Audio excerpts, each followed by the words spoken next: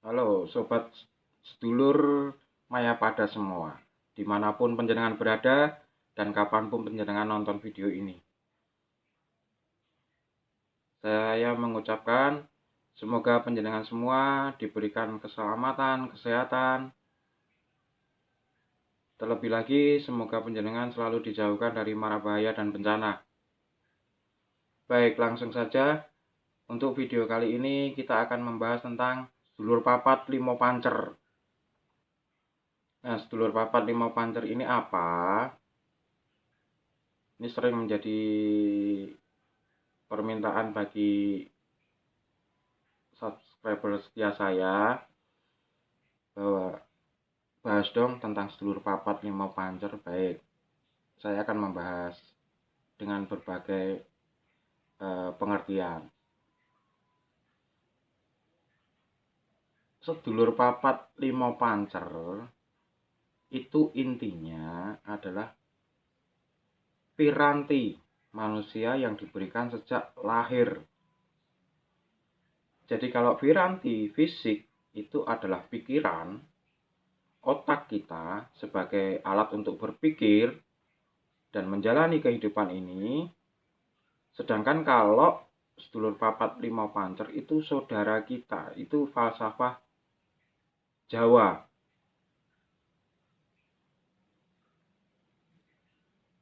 Nah, kita dipercaya sebagai makhluk mikrokosmos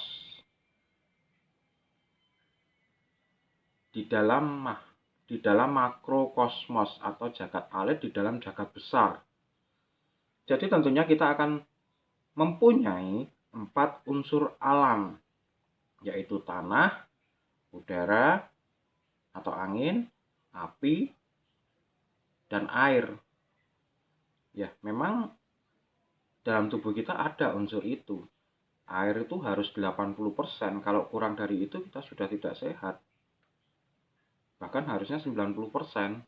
Sama dengan bumi, bumi ini 76% sampai 80% air. Nah, gambaran di bumi ini diwujudkan dalam makhluk kecil seperti kita ini.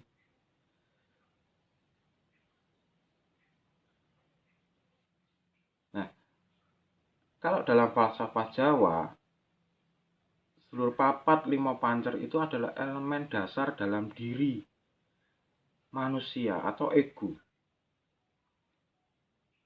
yaitu meliputi cipta, rasa, karsa, dan karya.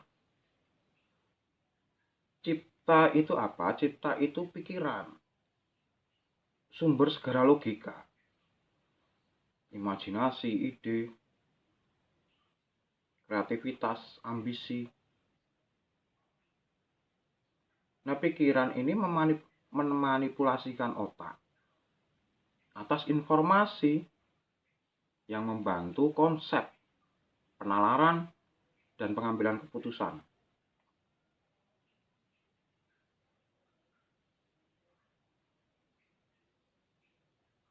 Nah, unsur ini didominasi oleh air. Digambarkan sebagai sifat air.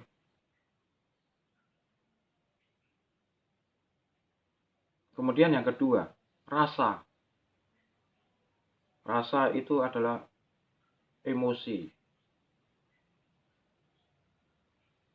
Emosi kita, emosi dalam menjalani hidup. Ada yang amarah, ada yang nafsu. Ini soal rasa. Nah, rasa ini akan dipengaruhi oleh tadi, emosi, nafsu.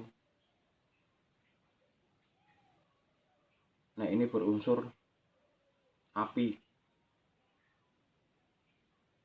Berunsur api. Kemudian karsa. Karsa itu kehendak atau niat. Niat yang kuat. Sehingga apapun yang terjadi kita harus melakukan itu. Itu karsa. Nah, ini didominasi angin. Seperti sifat angin, angin selalu ingin memenuhi ruangan yang kosong. Yang hampa itu selalu ingin dipenuhi oleh angin. Kalau mau lewat, lewat.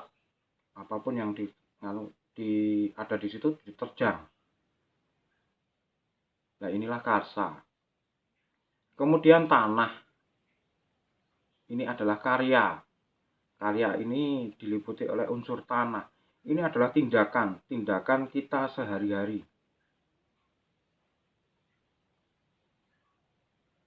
Tindakan kita sehari-hari.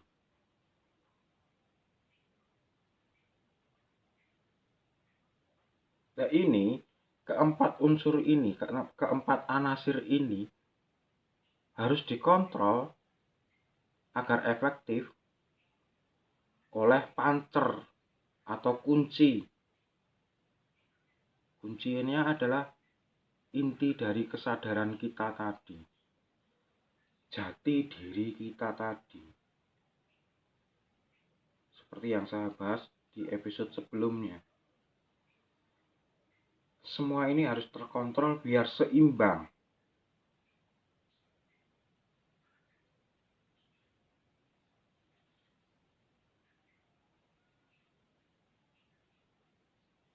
Nah, 4 anasir tadi menurut falsafah kejawen itu dilambangkan dengan kakang kawah, adiayari atau plasenta, getih, dan puser.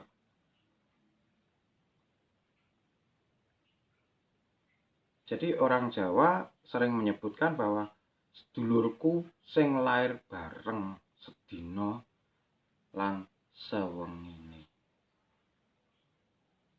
Itu artinya saudaraku yang lahir bersamaan dengan saya seharinya.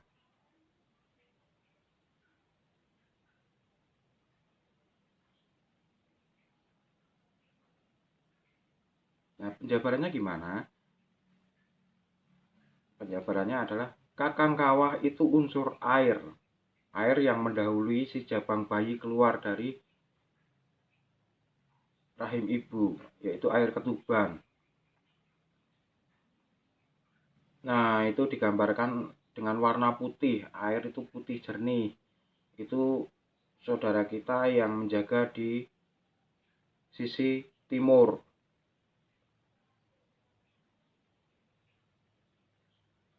Lalu kemudian diikuti oleh adiari-ari. Ini berwarna kuning. Ini unsur angin. Karena waktu di dalam perut, itu udara itu disalurkan melalui plasenta ini. Baik udara, baik makanan itu alirkan melalui plasenta ini. Makanya digambarkan bahwa itu unsur angin yang ada di adiari-ari ini, plasenta ini. Ini digambarkan warna kuning dan itu saudara kita menjaga dari arah barat. Nah, kemudian yang ada dalam diri kita apa? Sedulur kita yang namanya getih. Getih itu unsur api. Itu menjaga kita dari arah selatan. Digambarkan dengan warna merah. Darah itu kan merah. Unsurnya api. Lalu kemudian ada puser. Puser itu digambarkan unsur tanah. Warnanya hitam. Saudara kita yang menjaga dari arah utara. Makanya sering juga disebut keblat papat, limo pancer. Pancer itu diri kita sendiri. Ada yang menyebut bahwa diri kita sendiri itu adalah guru sejati, rasa sejati, sejati ning rasa.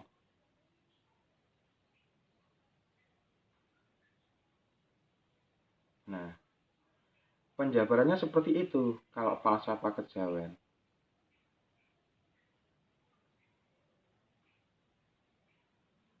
Dan ini akan selalu mengiringi kita sampai kita nanti meninggalkan dunia ini. Namun di falsafah Jawa masih dipercaya bahwa dengan puasa neton atau puasa apit neton itu untuk merawat sedulur kita ini, sedulur kita yang 4 ini, sedulur kembar ini, yaitu dengan puasa weton, agar sedulur kita ini tidak mengabaikan kita, selalu membantu kita, mendukung kita.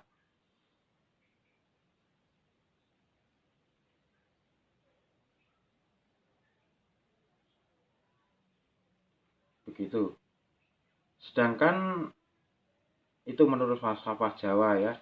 Kalau menurut Islam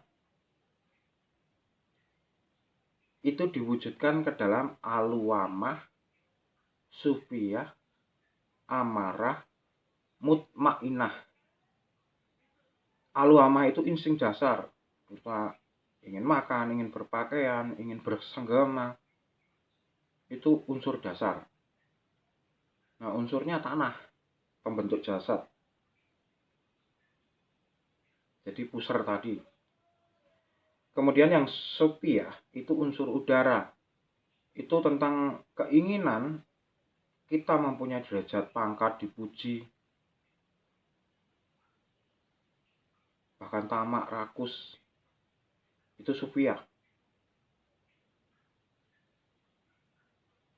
Lalu untuk yang berikutnya adalah amarah. Keinginan mempertahankan harga diri, emosi.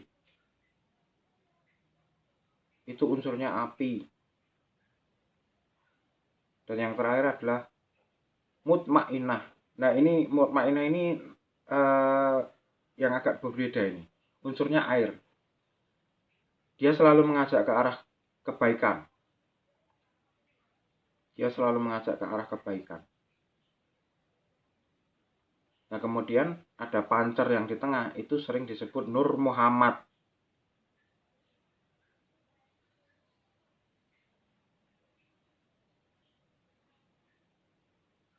Itu menurut teman-teman kita, saudara kita yang beragama Muslim. Jadi sama, sebetulnya ada korelasinya dan semua sama, bahwa tinggal penjabarannya saja yang berbeda. Nah, ada yang menyebut sedulur papat 5 pancer, ada yang menyebut keblat papat 5 pancer. Itu memang saudara kembar kita yang berupa roh. Jadi di dalam diri kita itu ada 2 roh. Yang satu disebut sukma, itu adalah cahaya ilahi, pancaran ilahi yang ada dalam diri kita. Dan yang satu disebut roh sedulur papat 5 pancer atau kembaran kita. Jadi tidak berbeda sama sekali antara wujud yang sejati diri kita dengan inti dari kita dengan roh sedulur papat 5 pancer tadi. Jadi di dalam diri kita ini ada kumpulan roh juga. Dan nanti akan lepas ketika kita kembali ke Sang Yang Kuasa. Banyak cara melatihnya. Kalau seperti tadi orang Jawa atau falsafah Jawa dengan puasa neton yang dilakukan setiap bulan sekali. Kemudian kalau menurut teori frekuensi dan teori fisika kuantum ini, cukup dengan meditasi kita nanti bisa bertemu dengan roh-roh itu dengan menguraikan diri kita. Nanti kita akan menemui saudara kembar kita dengan warna yang berbeda tadi.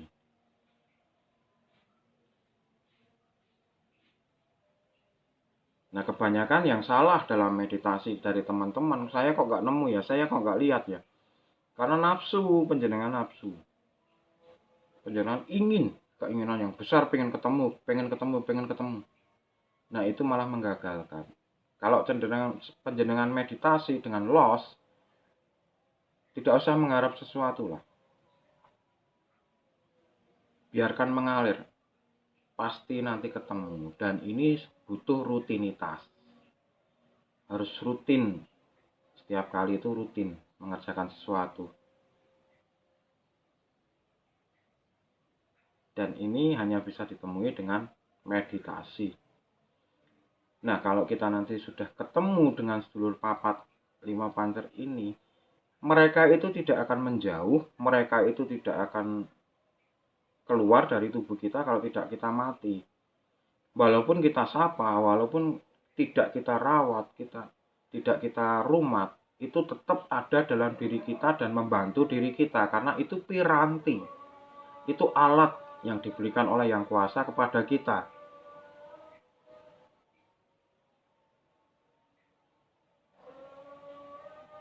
Tapi bukan berarti falsafah kejawen itu salah, tidak. Falsafah kejawen itu bagus. Kalau kita melaksanakan puasa neton, itu bagus. Di samping untuk menjaga, mengontrol diri kita, juga kebaikan bagi kesehatan, juga menghormati saudara kita yang menemani kita selalu. Tapi penerapannya untuk era sekarang, kebanyakan untuk puasa itu sulit. Benar apa tidak? Sangat sulit. Makanya cenderung kita ganti dengan metode supaya kita bisa ketemu sedulur papat itu dengan meditasi. Dengan meditasi.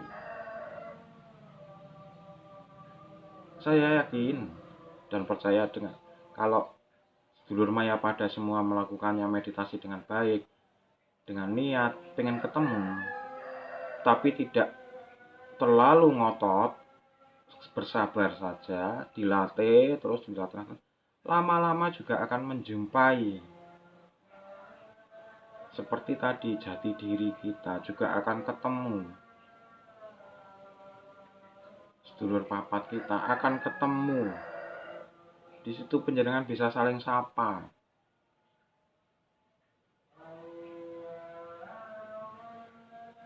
Tandanya apa? Sedulur papat itu walaupun tidak kita rumat, tapi tetap membantu kita. Kita sering mendengarkan kata hati. Kadang ada bisikan, jangan lewat situ. Itu sedulur kita. Kadang ada bisikan lagi, kamu harusnya melakukan ini. Itu juga sedulur kita yang membantu. Jadi sangat penting kita untuk bisa komunikasi dengan mereka, mengontrol mereka. Tapi pengertiannya jangan sampai kita justru dikontrol mereka. Kita sebagai pancer, inti dari kehidupan ini, kehidupan di mikrokosmos, kita yang harus mengatur mereka, mengontrol mereka. Kalau kita yang dikontrol oleh mereka, hasilnya akan amburadul. Carane orang Jawa bilang, uripmu akan ambiar karena mengejar nafsu. Gak akan sampai kepada jati dirimu, dan kamu akan jauh dari kontrak kehidupan kemarin yang saya sebutkan di episode sebelumnya. Maka dari itu, mari kita cari sedulur kita cari jati diri kita kontrol, kita selaraskan agar seimbang. Karena semua itu juga kita butuhkan. Nafsu juga kita butuhkan, amarah juga kita butuhkan. Keinginan dipuji juga kita butuhkan, tapi kita harus mengontrolnya supaya tidak berlebihan. Saya percaya kalau panjenengan semua sudah menemukan dan bisa mengontrolnya, pasti kehidupan panjenengan akan semakin nyaman, semakin enjoy dengan hidup ini, senang menjalani hidup ini, semangat, tanpa ada yang mampu menghalangi panjenengan.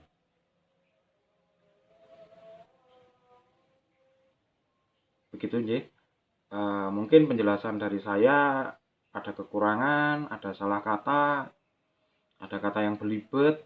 Saya mohon maaf yang sebesar-besarnya. Tetap dukung channel ini supaya berkembang. Dan akhir kata, saya Tubagus Purnama Wijayanto dari Yogyakarta mengucapkan salam damai, namo buddhaya, namaste, rahayu.